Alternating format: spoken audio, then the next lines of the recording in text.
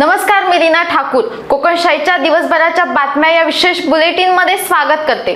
चला तर मग जाणून घेऊया सिंधुदुर्ग जिल्ह्यासहित संपूर्ण कोकण आणि अखंड महाराष्ट्रात नेमकं काय काय घडलं।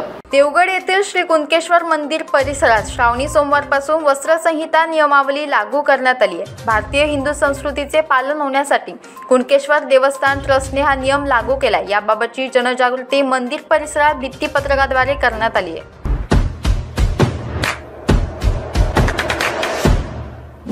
सावंतवाडी येथील पालिकेत काम करणाऱ्या कंत्राटी कर्मचाऱ्यांनी पुन्हा एकदा काम बंद आंदोलन सुरू केले।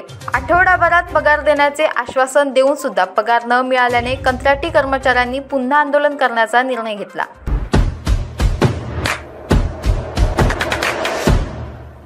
सिंधुदुर्ग जिल्ह्याच्या जिल्हाधिकारी के मंजुलक्ष्मी यांची कोल्हापूर महानगरपालिका आयुक्तपदी बदली झाली आहे। त्यांच्या जागी सिंधुदुर्गचे नवे जिल्हाधिकारी किशोर तावडे यांची नियुक्ती झाली आहे।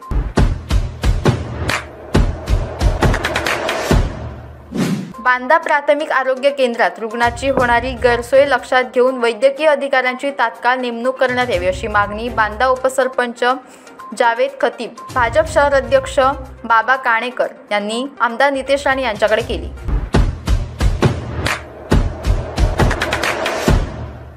पणदूर पांडुरंग नगरी येथील एका महिलेचे सोन्याचे मंगळसूत्र पॉलिश करण्याचा बहाणा करून चोरट्यांनी मंगळसूत्र लंपास केले। सिंधुदुर्ग जिल्ह्यात चोरट्यांचे प्रमाण वाढले असून ग्रामस्थांमध्ये भीतीचे वातावरण पसरले।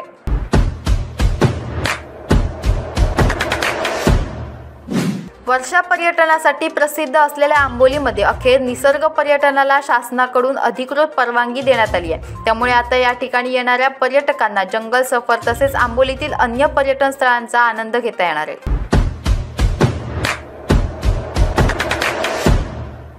याबरोबरच कोकणशाहीच्या दिवसभराच्या बातम्यांमध्ये इथेच थांबतोय, पण तुम्ही मात्र दिवसभराचे अपडेट्स आणि ताज्या घडामोडी जाणून घेण्यासाठी कोकणशाहीचं YouTube चॅनल सबस्क्राइब करा, फेसबुक पेज लाईक करा आणि Instagram पेजला फॉलो करायला विसरू नका।